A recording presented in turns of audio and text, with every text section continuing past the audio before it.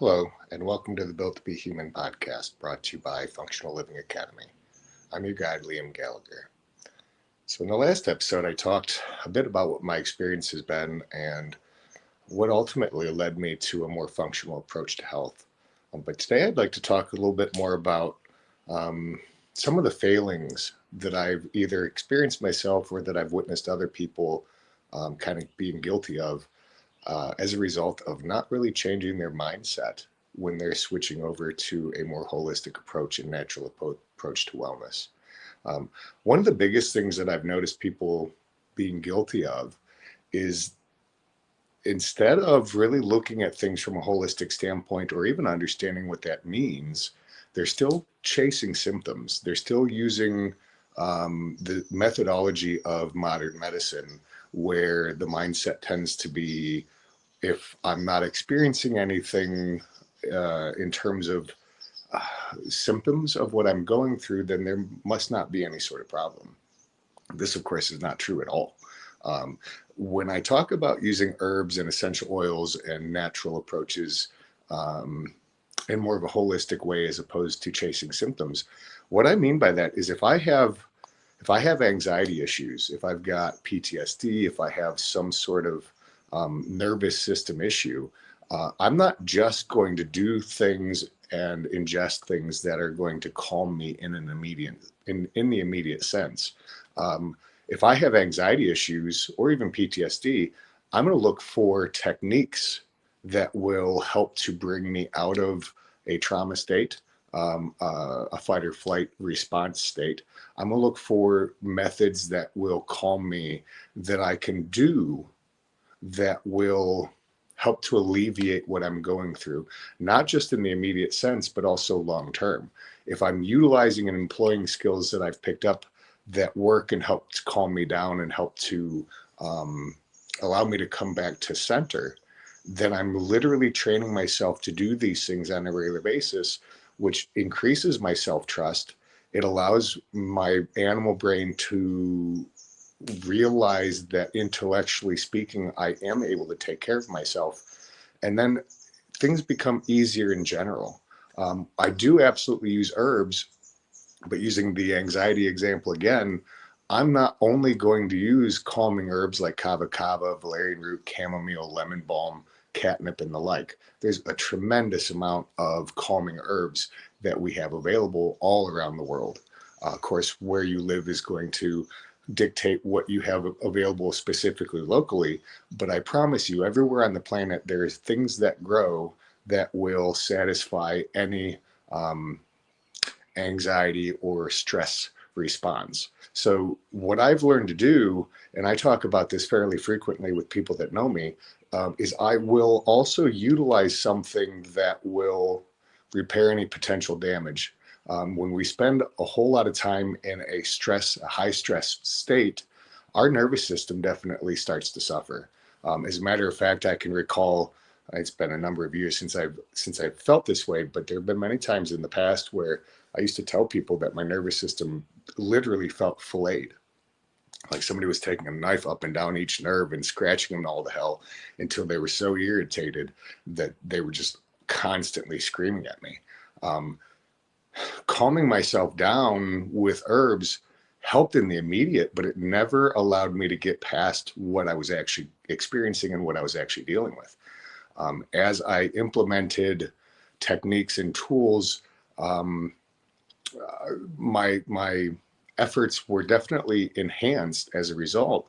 But it wasn't until I realized that when we take an herb, we're actually giving our body the raw materials it needs to repair itself. When we're taking a chemical medication, all we're doing is addressing the results of whatever we have going on. So if I'm just using kava kava and valerian root and chamomile and those sorts of things to calm myself down, I'm still guilty of only taking care of the indicators, the things that have let me know that there is something going on.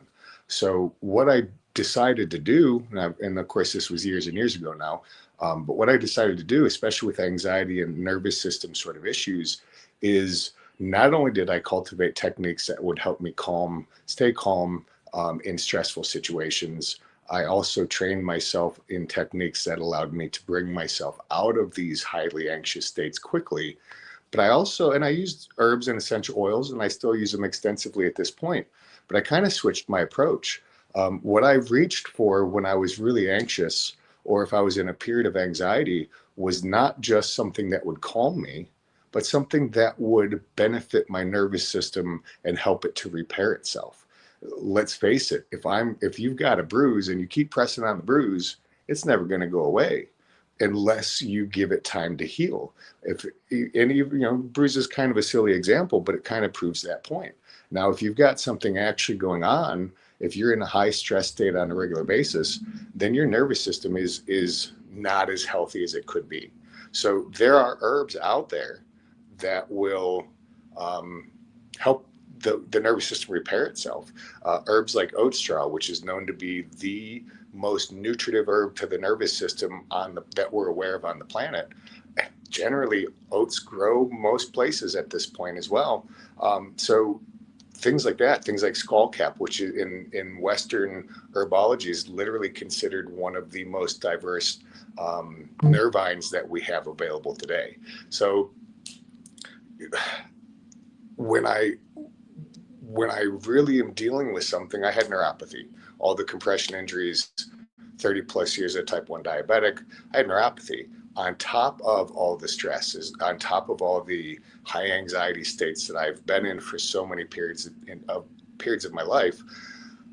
Instead of just treating things to help me calm, I actually started using skullcap and oat straw as the very basis for everything that I used in terms of my nervous system. So that might mean that in a day, I'll drink oat straw and skullcap tea 3 times a day. But during the course of the day, I'm likely going to change what I'm utilizing with those 2 herbs, depending on what I'm dealing with at the moment. So again, I would learn, which allowed me to be more adaptable. I was literally giving my body what it needed to repair the long-standing tension state that I was in.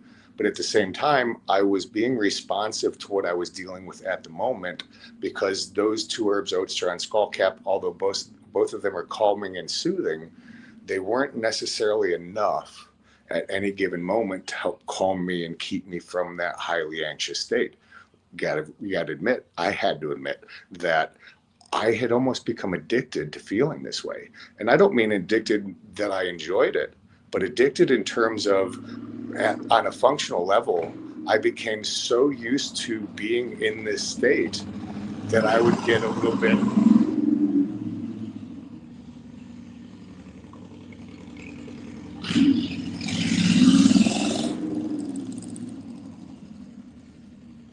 Not everything is soundproof these days, as you can tell. Sorry about that.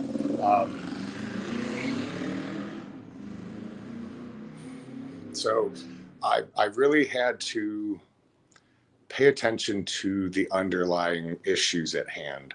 And I got really good at learning how to take a look at anything that I was diagnosed or anything that I was dealing with, and take a look at the herbs and natural remedies that I had available to me, and really do some research and really do some digging to find out which ones would help me to overcome the situation through long-term application, and which ones were more limited to that short-term burst, as it were, to kind of get me past some larger symptoms. So I kind of want to explain that with the herbs. Now, essential oils is kind of the same thing. Essential oils are fantastic, but if you're just using them for symptoms, they're not actually going to benefit you. And if they're not benefiting you long-term the way that you need them to, the chances of being able to follow through with this stuff is slim to none. And Slim just left the building. We are hardwired to fall back into old ways that are familiar, that are comfortable, even if they're not that effective. And it takes actual effort to be able to make some of these changes. And what I've learned is that effort becomes a hell of a lot easier when we're doing things that we know for a fact is going to benefit us in the long term, as well as addressing those short-term issues that may arise as we're dealing with things. So a handful of other ways that I've applied this, diet being a huge one. There's a vitamin powder that I make, one that I came across years ago that I've kind of reverse engineered because it's an expensive product. It's a fantastic product. But when I started, I had digestive issues. So it didn't matter really the quality of what I ate when I first started. I mean, it mattered in terms of not adding more toxins, but it didn't matter so much in terms of the nutrients I was able to get out of it because my digestion was that poor. It was terrible. There were times in my life where, because my digestion was so out of whack and so many other health problems were going on, that I'd literally spend 2 or 3 days constipated, followed by 2 or 3 days of diarrhea. It was not pleasant. It wasn't comfortable. I was constantly in some sort of stomach pain. Food was not something I really wanted to have to deal with. So what I did was, this vitamin powder that I referred to is designed to be absorbed and not digested. So right off the bat, I'm able to start bypassing some of the issues that I'm having in order to get the nutrients my body needs to have a chance at overcoming this stuff. Then I did things like taking some apple cider vinegar and a small amount of water every morning on an empty stomach. I did that because that apple cider vinegar with the mother still in it, the mother is actually bacteria and enzymes that are already found or hopefully found in our digestive system, and drinking that regularly on an empty stomach actually helped to recolonize my gut bacteria. It recolonized the flora of my intestinal system. So I'm absorbing nutrients through my pores because they're single celled and they're easy to absorb. And at the same time, I'm looking at ways of alleviating the problem, things to help me digest better, things to help clean out the refuse and waste from years and years of eating poorly and all the damn medications and everything that I had been on over the years. So again, it was a matter of taking a look at what the core issue was for blood pressure. It's not just your heart, it's also the strength of the cell walls. And if the cell walls are stronger, you don't have to pump so hard because there's more integrity involved. So again, if we can name the part of our system that's out of whack, and we can kind of see what we can do to feed that system and to benefit that system, both nutritionally as well as through the actions that we take, that's really what leads to any sort of real health. And when it's structured in a way that shows us good and fairly quick results, that's what allows us to stick with it. Most people, when they start making some of these changes, it's done because of some level of fear or hopelessness. Fear, oh my goodness, what is something ever going to work for me? And hopelessness because they've tried so many things and they've been to so many doctors and nothing's really worked, that they've become a bit jaded about things. So when we're implementing these changes, there are times where it's very, very difficult to be able to stick with it. In my own personal experience, I had a lot of people that were amazed at what I was doing and the results that I was getting, but I was still a novelty. I was still a bit of a freak. Look at what this guy's doing. Was it impressive to them? Absolutely. Was it something that they were going to actively support me doing or adopt for themselves? Not at all. With as much as this sort of topic has been in the news in the last handful of years, in the United States, Robert Kennedy is really kind of picking up the torch, which is great because this is the first time in my recollection that we've had somebody with more of a name and more of a stature in the political arena that is actually kind of talking about these things and bringing more light to it. So it's a challenge because I had to go outside the box. I literally had to track down things that might be valid, apply them to my own life consistently to test them out to see if they were valid or not, and then support myself in continuing to utilize these things with very little to no help or encouragement along the way.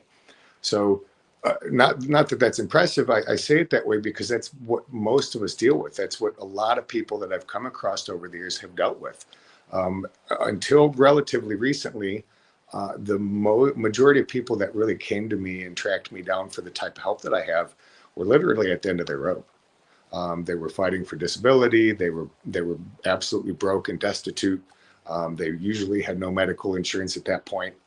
They had little in the way of family or support, and they just needed to try something, needed some sort of hope, and they would approach me, and they would hear some of my story, and it'd be inspirational to them.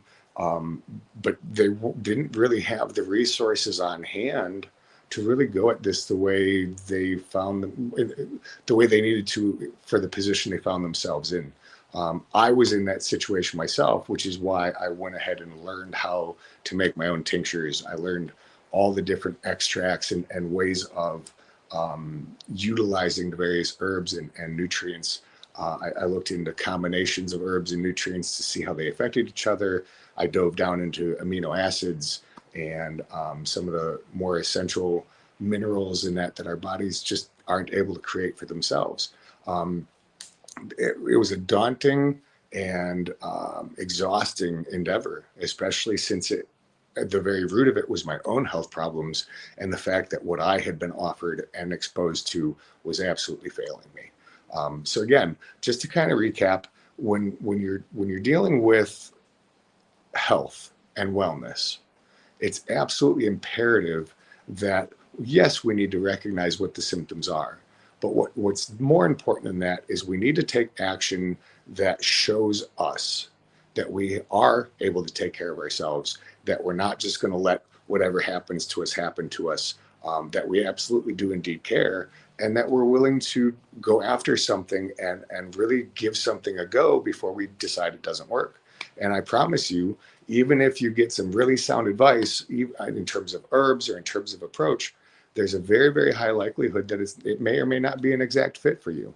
I have a fairly consistent set of herbs that I tend to refer people to.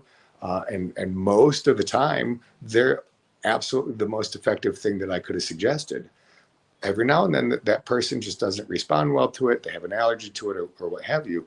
And there's all these other things that we can utilize that will serve the same purpose. But if we're not dealing with things on a functional level and we're just chasing symptoms, we're going to end up in the same spot that we've always been in, even more frustrated because we were convinced that this was going to work this time and all of those other things. So give yourself a chance and start pulling back before throwing herbs at a situation or essential oils at a situation.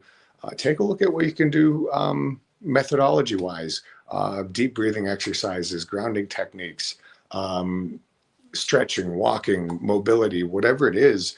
And there's so many things that we can do. Waking up and getting outside into natural sunlight within 10 minutes of waking, reducing screen time at night. All of these things can benefit us and will benefit us if we utilize them consistently. Even if you only utilize them half-assed and only some of the time, you're still going to see results from doing it. Once you're able to do that, that's when we start bringing in the herbs. We start looking at our diets and the nutrients that we're getting, the ones that we may or may not be deficient in. There are certain books, I actually own a couple of them, that will tell you if you have a vitamin C deficiency, you're most likely going to have these symptoms. If you have a vitamin D deficiency, vitamin B, any of them. So on a functional level, it's less of a mystery. There's more that we can do. There's more that we can explore in terms of taking charge of our own health and actually having the experience that we set out to have. So thanks for joining me today. I hope you enjoyed the episode. Sorry about the motorcycle driving by earlier. I don't exactly have a soundproof space to record this in, but I hope this is something that explains what I was meaning to explain in a clear and concise way. If you have any questions, please feel free to drop them in the comments, and I'll be sure to check them and answer them as soon as I can. Thank you and have a great day.